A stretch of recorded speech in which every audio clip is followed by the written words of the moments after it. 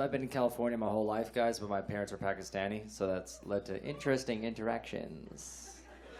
A couple weeks ago, this guy came up to me. He was like, I can barely even tell your accent. I was like, I know, some of us are born here. It's freaking crazy. Like, did he think we were just born with that? Did he think I just popped out in San Jose? Like, hello, good to be here.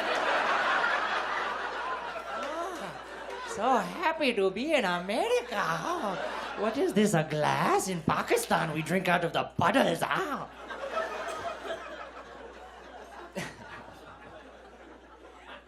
Weird stuff. I was actually, I was traveling on the day that the travel ban stuff was happening. It was an interesting experience. Don't worry, this isn't like political. This is just a personal experience, all right? Relax. You guys are like, this is why we left Facebook. I was in the air, right? And it was weird because my flight was at like 10 a.m. So Trump was trying to like signing executive orders, and ACLU was trying to sue him, and like it kept going back and forth. So I didn't know what the law was going to be when I landed. So part of me was like, I wish I brought my passport so they knew I'm not a refugee, you know?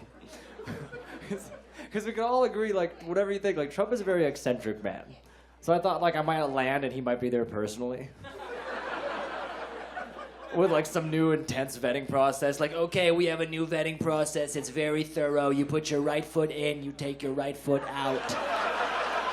You put your left foot in, you take your left foot out. It's the hokey pokey is what it's all about. Everybody knows it. A lot of people are talking about it. It's a beautiful thing.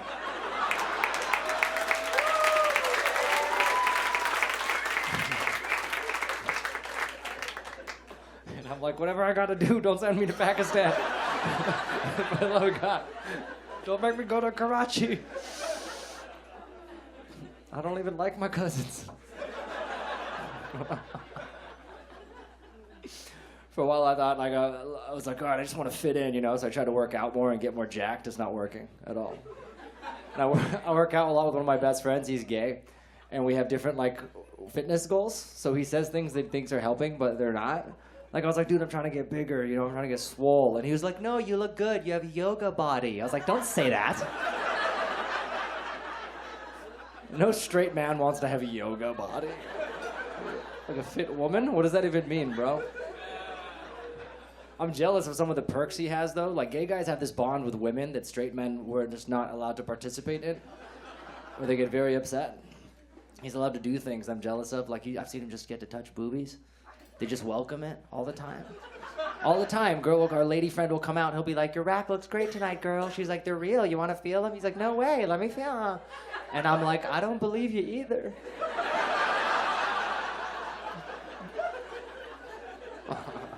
And they're like, get out of here, you pervert. I'm like, he has a dick too. It's not fair. I don't understand some of the arguments against homosexuality. I think they lack logic, and I can't stand that, you know.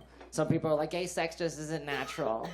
I just think, it's just gays having sex. That's just not natural. I'm like, no sex is natural if you're hitting it right. If you saw how I bone, you'd be like, that shit is not natural. Somebody call an exorcist. You know. You get to see what weird thought process people have the more you spend time on the internet, you know? I was in a Facebook argument with somebody, because that's always productive. And he was like, well, if not all Muslims are bad, how come the good Muslims aren't just all getting together to go fight the bad Muslims then? And I was like, we're not the freaking Avengers, bro. Like, what do you want from me, man? Who do you want to go? Like, you want my 70-year-old father to go between renewing his diabetes medication and AARP? Is that what you want to go? You want this to go? You don't want this. You send this to go fight ISIS? We all die. I can't handle terrorists, dude. I quit Xbox because I couldn't take the abuse from 12-year-olds over the headset. Threw away my Call of Duty, dude.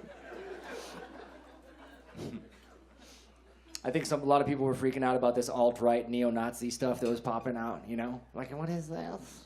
I think if you look closely at, like, the most ridiculous people in society, you could find other ways that we're all more connected than we ever even realized. Because this is what was happening. They were just showing these people, and these videos were going viral as if they were like, these are all white Republicans, and it's just these freaks like, hail Trump. And all my white Republican friends were like, no, that's not us. And I was like, well, what's that? And they're like, you got to understand, don't judge a whole group by a small amount of them. That's just a small, hateful fringe group. The vast majority of us are peaceful, loving people. I was like, holy shit, Republicans are the new Muslims.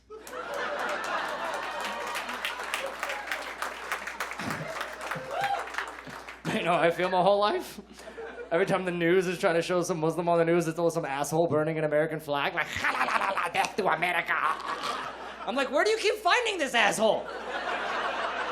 Stop showing that guy. Show my dad doing a Sudoku puzzle at Starbucks.